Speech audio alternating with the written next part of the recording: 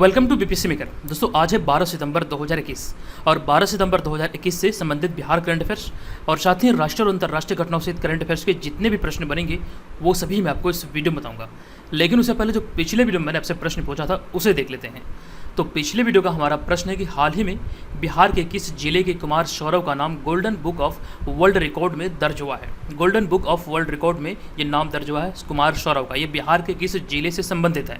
इस प्रश्न का मैंने आपको राइट आंसर बताया था ऑप्शन नंबर ए, यानी कि दरभंगा इसका राइट आंसर होगा। सभी लोगों ने इस प्रश्न का सही उत्तर किया और अधिकतर लोगों ने इस बारे में डिटेल में लिखा है।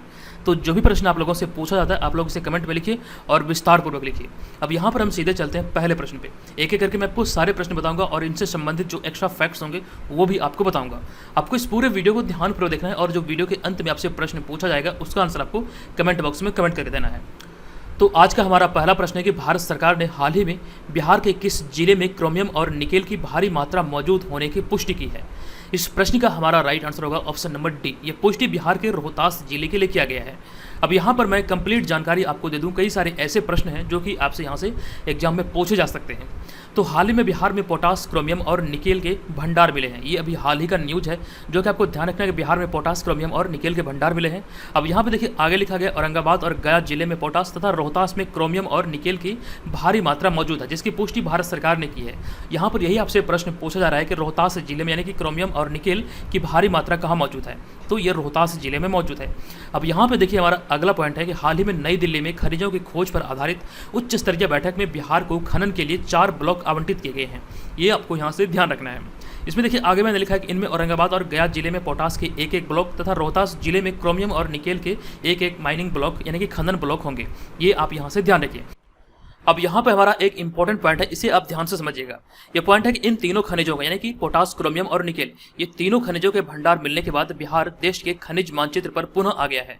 इस लाइन को आप ध्यानपूर्वक समझिए। यहाँ पर मैं आपको बता दूं कि जब 15 नवंबर 2000 ईस्वी को बिहार झारखंड का बंटवारा हुआ था तो उससे पहले की अगर मैं बात करूँ तो मतलब बिहार संपन्न था। खनिज संसाधन के दृष्टिकोण से बिहार बहुत ही ज्यादा संपन्न था। लेकिन 46% भूभाग के साथ जब झारखंड राज्य का बंटवारा हुआ तो खनिज संसाधन वाला सारा क्षेत्र जो कि झारखंड के सीमा में चले गया, जिसके बाद ये मतलब पूरी तरह से बिहार कंगाल हो गया खनिज संसाधन के दृष्टिकोण से।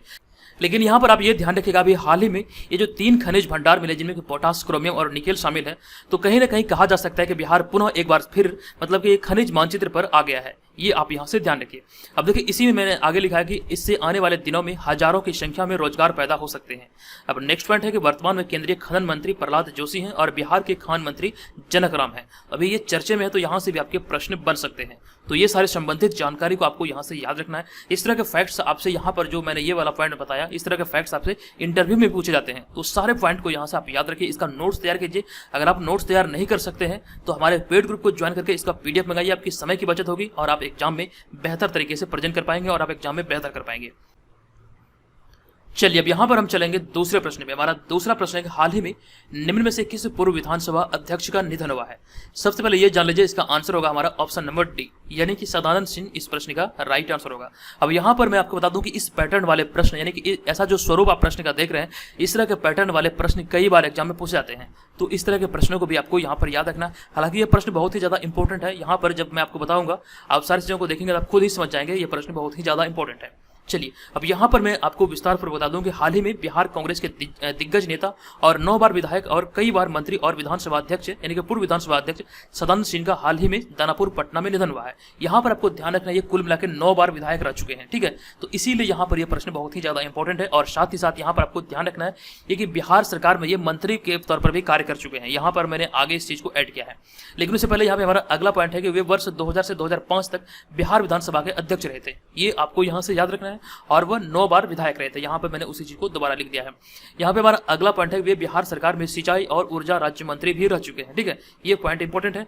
अब यहाँ पे विधानसभा की चर्चा हो रही थी तो विधानसभा के बारे में मैंने एक पॉइंट को यहाँ पर ऐड कर दिया जो कि मुझे लगा बहुत ही ज्यादा इंपॉर्टेंट है। कई बार यहाँ पर आप लोगों के मन में मतलब कि कंफ्यूजन होता होगा तो यहाँ पर उसको मैंने ऐड किया है। तो विधानसभा का जो कार्यकाल होता है ये 5 वर्ष का होता है। ठीक है, अब यहाँ पर मैं आपको एक प्रश्न पूछ रहा हूँ, इसका आंसर मुझे आप लोग कमेंट में कमेंट करके बताइएगा। यहाँ पे प्रश्न ये है कि राज्यसभा का कार्यकाल कितने वर्षों का होता है। ठीक है, अब यहाँ पर आपको ध्यान रखना है, इस बारे में कंप्लीट जानकारी मैं राज्यसभा के बारे में ऑलरेडी कई बार आपको दे चुका हूं। आप लोग मुझे कमेंट करके बताइए कि राज्यसभा का कार्यकाल कितने वर्ष का होता है। देखते हैं कितने लोग मतलब ईमानदारी पूर्वक इसका सही आंसर कर पाते हैं। अब यहाँ पर हम चलते हैं अगले प्रश्न पे। हमारा अगला प्रश्न है तीसरा प्रश्न।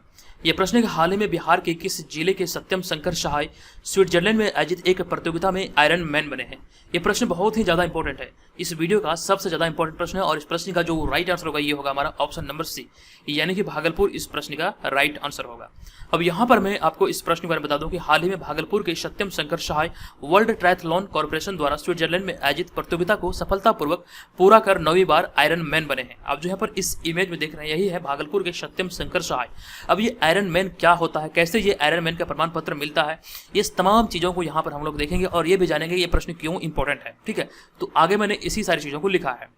देखिए आगे है कि इस प्रतियोगिता में एक ही दिन में 3 तरह के इवेंट्स को 17 घंटों के अंदर पूरा करने वाले को ही आयरन मैन का प्रमाण पत्र दिया जाता है। यानी कि कहने का तात्पर्य यहाँ पर यह है कि 17 घंटे के अंतर्गत इस प्रतियोगिता के अंतर्गत 3 तरह के इवेंट्स को पूरा करना होता है और जो सफलतापूर्वक पूरा कर लेते हैं उन्हें ही ये आयरन मैन का प्रमाण पत्र दिया जाता है। अब ये 3 इवेंट्स कौन कौन से होते हैं जो कि 17 घंटे में पूरे किए जाते हैं, तो यहाँ पर आगे उसी पॉइंट को लिखा गया है। देखिए इस 3 इवेंट्स में 3.8 किलोमीटर की तैराकी, 180 किलोमीटर की साइकिलिंग और अंत में 42.1 किलोमीटर की मैराथन दौड़ होती है, जिसमें कि सत्यम ने सफलता प्राप्त की है। ये आपको यहाँ से ध्यान रखना। एक पॉइंट मैंने यहाँ पर ऐड करना भूल गया, इस प्रतियोगिता में एकमात्र ऐसे खिलाड़ी हैं जो कि मतलब कि 9वीं बार ये प्रमाण पत्र अपने नाम किए हैं। ये आपको यहाँ से ध्यान रखना और ये बिहार के भागलपुर जिले के सत्यम शंकर सहाय हैं, भारत के इकलौते ऐसे खिलाड़ी हैं। ठीक है, ये आप यहाँ से ध्यान रखिए। अब देखा यहाँ पर देखिए मैंने आगे लिखा है कि तीनों इवेंट्स को उन्होंने 13 घंटे 18 मिनट में पूरा किया। 17 घंटे का इसमें लक्ष्य होता है, 17 घंटे के अंदर पूरा करना होता है, लेकिन ये जो निर्धारित समय है 17 घंटे का उससे पहले यानी कि 13 घंटे 18 मिनट में ही इन्होंने इस लक्ष्य को पूरा कर लिया।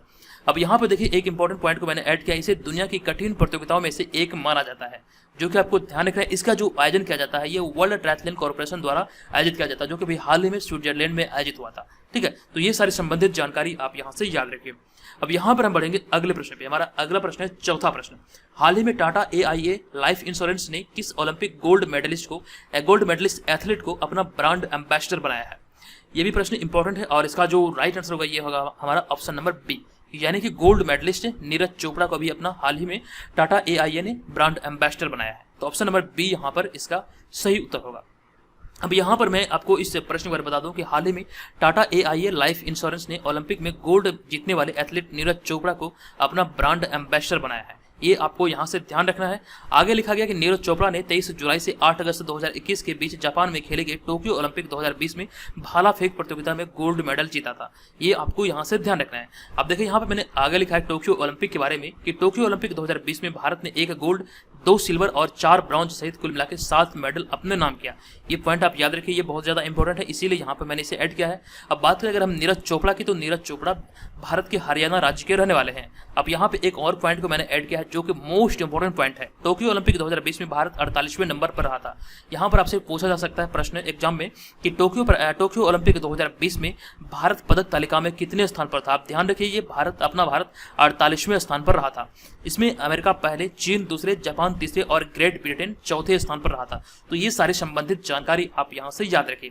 अब यहाँ पर देखिए मैंने जो पहला ऑप्शन दिया है प्रमोद भगत बिहार के वैशाली जिले के रहने वाले हैं और इन्होंने भी भाला फेंक में ही मतलब कि पैरालंपिक की अगर हम बात करें तो टोक्यो पैरालंपिक 2020 में इन्होंने मतलब बिहार के वैशाली जिले के रहने वाले हैं और इन्होंने गोल्ड मेडल अपने नाम किया है। अब यहाँ पर आप देख रहे हैं अवनी लेखरा को, जो कि ऑप्शन नंबर सी में है और ये राजस्थान के जयपुर की रहने वाले हैं। इसके बारे में मैंने एक प्रश्न आपको बताया था जो कि बहुत ही ज़्यादा इंपॉर्टेंट है।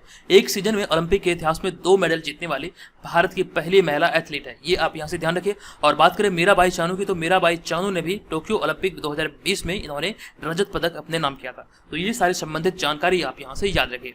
अब यहाँ पे हम बढ़ेंगे अगले प्रश्न पे। हमारा अगला प्रश्न है 5वां प्रश्न। हाल ही में नेशनल इंस्टीट्यूशनल रैंकिंग फ्रेमवर्क यानी कि NIRF 2021 में निम्न में से किस संस्थान ने शीर्ष स्थान हासिल किया है। तो इस प्रश्न का हमारा राइट आंसर होगा ऑप्शन नंबर ए, यानी कि IIT मद्रास को पहला स्थान मिला है। इसके बारे में एक प्रश्न मैंने आपको कल बताया था जिसमें मैंने आपको बताया था कि IIT पटना को 51वां स्थान मिला है, लेकिन 2020 की अगर हम बात करें तो 2020 में IIT पटना को 54वां स्थान मिला था। अगर आपने कल वाले वीडियो को ध्यानपूर्वक देखा होगा तो इस बारे में मैंने कंप्लीट जानकारी आपको दिया था। अब यहाँ पर मैं आपको इस प्रश्न पर बता दूं कि हाल ही में भारतीय प्रौद्योगिकी संस्थान मद्रास यानी कि IIT मद्रास ने नेशनल इंस्टीट्यूशनल रैंकिंग फ्रेमवर्क में शीर्ष स्थान हासिल किया है। अब यहाँ पे देखिए अगला पॉइंट लिखा गया, अर्थात आईआईटी मद्रास को ओवरऑल और इंजीनियरिंग श्रेणी में नंबर 1 यानी कि नंबर 1 स्थान दिया गया है। और नेक्स्ट पॉइंट है आईआईटी मद्रास ने लगातार तीसरे वर्ष शीर्ष स्थान हासिल किया है। और नेक्स्ट पॉइंट है इस सूची में भारतीय विज्ञान संस्थान बेंगलुरु और आईआईटी बॉम्बे मतलब भारत के दूसरे और तीसरे स्थान पर अपनी जगह बनाई है। ठीक है, अब यहाँ पे मैंने इसी पॉइंट के बारे में चर्चा किया था। इस सूची में आईआईटी पटना को 51वां स्थान मिला है। तो ये सारी संबंधित जानकारी आप यहाँ से याद रख सकते हैं। यहाँ पर इस सूची को मैंने ऐड किया, इसका आप स्क्रीनशॉट भी ले सकते हैं। अब यहाँ पे बढ़ते हैं अगले प्रश्न पे। हमारा अगला प्रश्न है छठा प्रश्न, हाल ही में भारत सरकार और एशियाई विकास बैंक यानी कि एडीबी यानी कि एशियन डेवलपमेंट बैंक ने किस राज्य में जल आपूर्ति के बुनियादी ढांचे को विकसित करने के लिए 112 मिलियन डॉलर के ऋण पर हस्ताक्षर किया है? इस प्रश्न का जो हमारा राइट आंसर होगा ये होगा ऑप्शन नंबर सी। ये अभी हस्ताक्षर झारखंड के लिए किया गया है। अब यहाँ पर मैं आपको बता दूं कि भारत सरकार और एशियाई विकास बैंक ने हाल ही में झारखंड राज्य में जल आपूर्ति के बुनियादी ढांचों को विकसित करने के लिए 112 मिलियन डॉलर के ऋण पर हस्ताक्षर किया है। ये आपको ध्यान रखना, ये भारत सरकार और एशियाई विकास बैंक के द्वारा किया गया है, जो कि झारखंड राज्य के लिए किया गया है। यहाँ पर इसके अतिरिक्त एक और पॉइंट को मैंने ऐड किया है कि इसके अतिरिक्त एशियाई विकास बैंक यानी कि एशियन डेवलपमेंट बैंक और भारत सरकार ने महाराष्ट्र राज्य में ग्रामीण अर्थव्यवस्था को बढ़ावा देने में मदद करने के लिए 300 मिलियन अमेरिकी डॉलर के ऋण पर हस्ताक्षर किया है। तो दोनों समझौता को यहाँ पर आप याद रखिए, दोनों बहुत ज्यादा इंपॉर्टेंट है। इस तरह के प्रश्न आपसे एग्जाम में पूछे जाते हैं। अब यहाँ पे हम बढ़ेंगे अगले प्रश्न पे। हमारा अगला प्रश्न है 7वां प्रश्न। ये प्रश्न हाल में नीति आयोग ने किसके साथ मिलकर एटीएल स्पेस चैलेंज 2021 लॉन्च किया है? इस प्रश्न का हमारा राइट आंसर होगा ऑप्शन नंबर ई, यानी कि यहाँ पर आप देख सकते हैं ऑप्शन नंबर ई, ए और बी इसका राइट आंसर होगा, इसरो और सीबीएसई, यानी कि इसी आधार पर यहाँ पर मैंने इसको चुना है ऑप्शन नंबर ई को। तो दोनों यहाँ पर आप याद रखिए। अब यहाँ पर हम लोग जानते हैं इस प्रश्न के बारे में डिटेल जानकारी को। तो हाल ही में नीति आयोग ने भारतीय अंतरिक्ष अनुसंधान संगठन यानी कि इसरो और केंद्रीय माध्यमिक शिक्षा बोर्ड के साथ मिलकर देश के सभी स्कूलों के विद्यार्थियों के लिए एटीएल स्पेस चैलेंज 2021 लॉन्च किया। अब यहाँ पर आपके मन में ये सवाल उठ रहा होगा एटीएल आखिर क्या है? तो एटीएल का अर्थ होता है अटल टिंकरिंग लैब, ये आपको ध्यान रखना है। अब यहाँ पे देखिए मैंने अगला पॉइंट में इसे ऐड किया है, इस चीज को लिखा है यहाँ पर कि इस चैलेंज को देश के सभी स्कूलों के विद्यार्थियों, मेंटर और शिक्षकों के लिए तैयार किया गया है। यानी कि जो तैयार किया जा रहा है एटीएल स्पेस चैलेंज 2021 यानी कि अटल टिंकरिंग लैब स्पेस चैलेंज 2021, ये मतलब कि देश के सभी स्कूलों के विद्यार्थियों, मेंटर्स और शिक्षकों के लिए इसे तैयार किया गया है। अब यहाँ पे देखिए अगला पॉइंट लिखा गया, इसके माध्यम से 6वीं से लेकर के 12वीं तक के विद्यार्थियों को एक खुला मंच उपलब्ध कराया जाएगा जहां वे नवाचार कर सके और खुद डिजिटल युग की अंतरिक्ष तकनीक से जुड़ी समस्याओं के समाधान में सक्षम हो सके। तो इसी दृष्टिकोण को ध्यान रखते हुए हाल ही में नीति आयोग ने भारतीय अंतरिक्ष अनुसंधान संगठन यानी कि इसरो और सीबीएसई के साथ मिलकर इसे लॉन्च किया है। ठीक है, ये आप यहाँ से याद रखिए। अब बढ़ेंगे यहाँ पर अगले प्रश्न पे। हमारा अगला प्रश्न 8वां प्रश्न। ये प्रश्न है कि संयुक्त राष्ट्र विकास कार्यक्रम की हाल ही के रिपोर्ट के अनुसार किस देश की 97% आबादी 2022 तक गरीबी रेखा के नीचे जा सकती है? यह भी रिपोर्ट हाल ही में जारी किया गया। किस देश के लिए? तो अफगानिस्तान के लिए जारी किया गया, लेकिन ऑप्शन में यहाँ पे हमारा कहीं भी अफगानिस्तान नहीं है, तो इसी आधार पर हमारा राइट आंसर होगा ऑप्शन नंबर ई।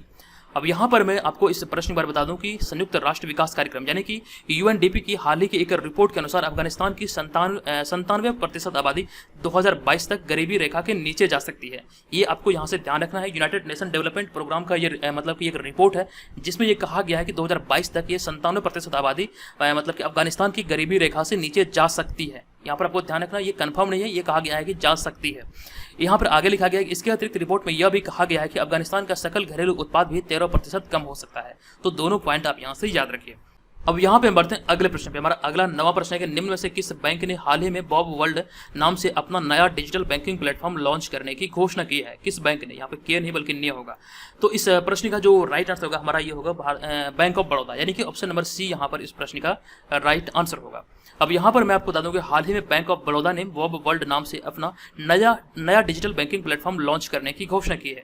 ये घोषणा भी हाल ही में बैंक ऑफ बड़ौदा यानी कि बीओबी के द्वारा किया गया है। ये आप यहाँ से ध्यान रखें।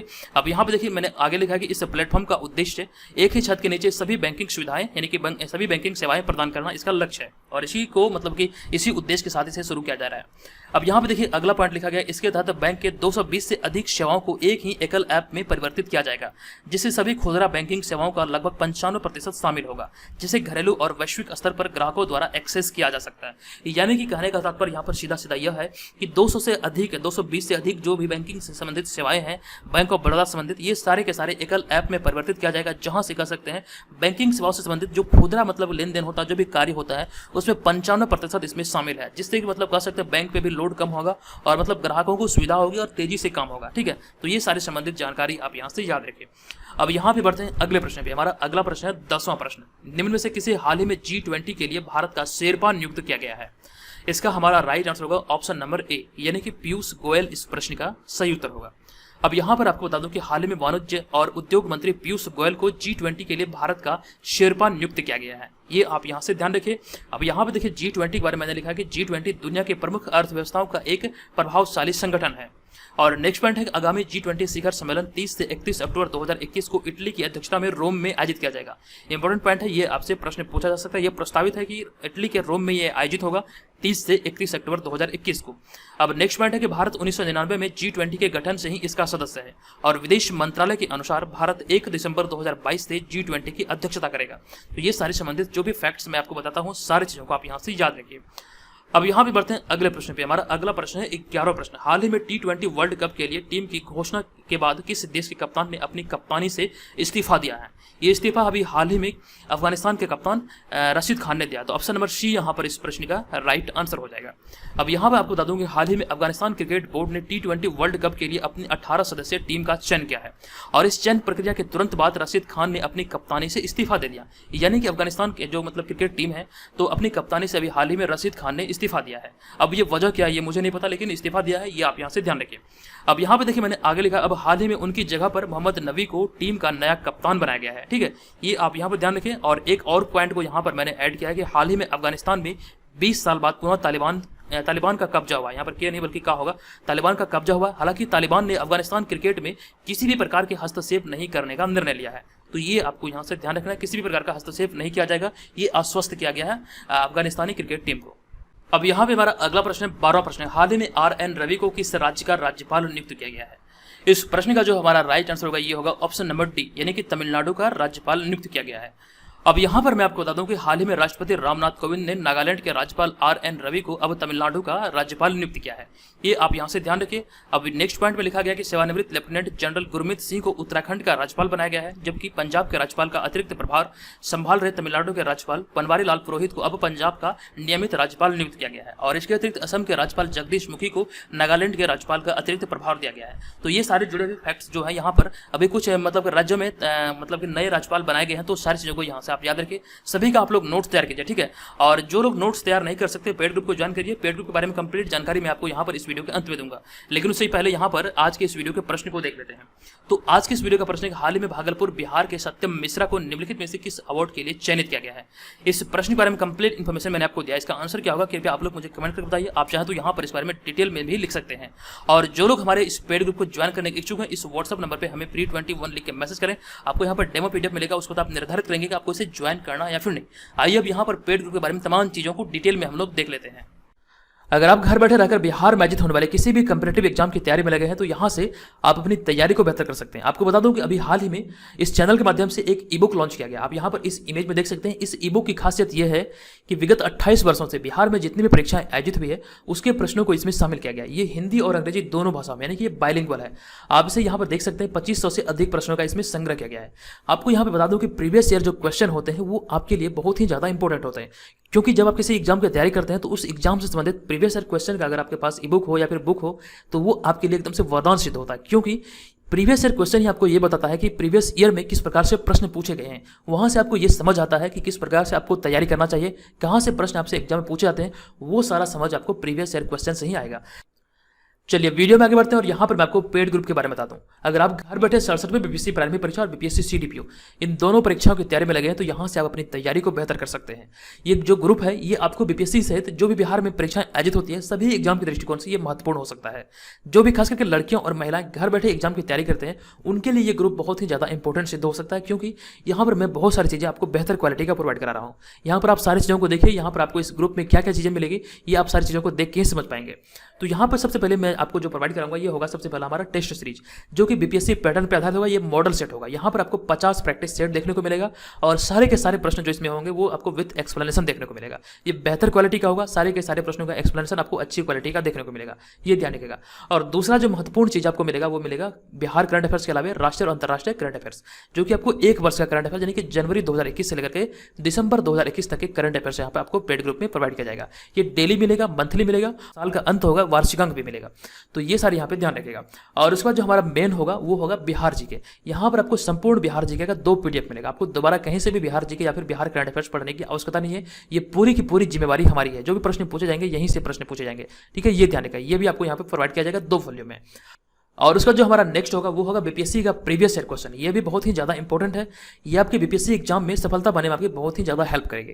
और उसका जो हमारा नेक्स्ट होगा वो होगा, यहाँ पे आप देख सकते हैं बिहार तथा राष्ट्रीय और अंतर्राष्ट्रीय घटनाओं का करंट अफेयर जो होगा 2020 वाला वार्षिक अंक। अगर आपको जरूरत हो तो ये भी आपको प्रोवाइड होगा, क्योंकि बीपीएससी एग्जाम में विगत 18 माह के करंट अफेयर से पूछे जाते हैं। तो अगर आपको इसका जरूरत हो तो ये भी आप यहाँ पे प्राप्त कर सकते हैं। इसके अलावा कुछ PDF है जो कि जैसे देख सकते हैं यहाँ पे प्राचीन इतिहास का और संपूर्ण विश्व इतिहास का PDF, ये सारे और भी छोटे छोटे PDF है जो कि आपको यहाँ पे मिलेगा। तो मेनली जो हमारा होगा ये 4 सेक्शन होगा, यानी कि टेस्ट सीरीज, करंट अफेयर्स, संपूर्ण बिहार जीके और बीपीएससी प्रीवियस ईयर क्वेश्चन। ये चारों यहाँ पर आपको पेड ग्रुप के अंतर्गत प्रोवाइड किया जाएगा। तो देखिए, अगर आप इसे ज्वाइन करना चाहते हैं तो यहाँ पर जो आपको ये व्हाट्सअप नंबर दिख रहा है, इसी व्हाट्सअप नंबर पे आपको pre21 लिख के मैसेज करना है। ध्यान रहे, आपको कॉल नहीं करना है, बल्कि इस पे व्हाट्सअप पे मैसेज करना है pre21 लिख के। यहाँ पर आपको कंप्लीट इन्फॉर्मेशन दिया जाएगा कि यहाँ पर आपको क्या क्या चीज़ें मिलेगी, आपको कैसे पेमेंट करना है, वो सारी इन्फॉर्मेशन आपको ये मैसेज करने के बाद मिल जाएगी। अब यहाँ पर आप ध्यान रखिएगा, ये 1 वर्ष की वैलिडिटी के साथ है। इसका जो फी है ये 399 रुपया है। ये 399 रुपये में ये सारी चीज़ें आपको प्रोवाइड की जाएगी। 399 रुपया कोई बड़ी रकम नहीं होती है। अगर आप मार्केट में देखेंगे जो बीपीएससी का टेस्ट सीरीज अवेलेबल है वो आपको 1000 से 1500 रुपये में आपको 10 से 15 टेस्ट अवेलेबल कराता है। यहाँ पर मैं आपको 399 में आपको यहाँ पे 50 प्रैक्टिस सेट, 1 वर्ष का current affairs, Bihar GK, BPSC previous year question, ये सारे मैं आपको यहाँ पे प्रोवाइड करा रहा हूँ। आपको क्वालिटी के मामले में किसी भी प्रकार के कोई संदेह नहीं होना चाहिए। अगर आपसे डेमो मंगाना चाहते हैं तो व्हाट्सअप नंबर पर हमें pre21 लिख के मैसेज कीजिए, आप डेमो का डिमांड कीजिए, आपको डेमो PDF मिल जाएगा। वहाँ पर आप देखेंगे, वो आप क्वालिटी को देख के समझ पाएंगे किस प्रकार से हम यहाँ पे आपके लिए मेहनत कर रहे हैं और किस प्रकार से कंटेंट आपको प्रोवाइड करा रहे हैं। तो आप भी इसे ज्वाइन कर सकते हैं। आप अपनी तैयारी को बेहतर आयाम दे सकते हैं, अपनी तैयारी को नई दिशा दे सकते हैं। यहाँ से अगर आप हमारे मतलब इस स्टडी मटेरियल को फॉलो करते हैं तो आपसे मेरा वादा है कि इतनी सारी चीज़ों को कवर करने में आपका 40 से 50% मुझे कवर हो जाएगा। क्योंकि बीपीएससी परीक्षा में 150 प्रश्न पूछे जाते हैं, उसमें करंट अफेयर्स का जो सेक्शन होता है वहाँ से लगभग 38 प्रश्न पूछे जाते हैं। तो 38 प्रश्न हो गया। बिहार जीके अगर मैं 10 ही मान लूँ तो 38 10 कितना हो गया, 48 48 हो गया। और यहाँ पे मैं आपको बता दूं कि पिछले वर्ष जो 66वीं बीपीएससी आयोजित हुआ था तो वहाँ पे हमारे टेस्ट सीरीज से 26 प्रश्न आए थे, 26 से 27 प्रश्न हमारे टेस्ट सीरीज से आए थे। समझिए इतने सारे यहाँ से मतलब प्रश्न हमारे सेट से पूछे गए हैं। तो आप भी यहाँ पर हमारे पे भरोसा करके इसको ज्वाइन कर सकते हैं और अपनी तैयारी को बेहतर कर सकते हैं, ठीक है, ये ध्यान रखिएगा। तो दोस्तों आप भी इसे ज्वाइन कीजिए, बहुत सारे मेंबर ऑलरेडी से ज्वाइन कर चुके हैं। चलिए मिलेंगे नेक्स्ट वीडियो में। ये वीडियो कैसा लगा कृपया कमेंट करके जरूर बताइएगा। चलिए धन्यवाद, जय हिंद।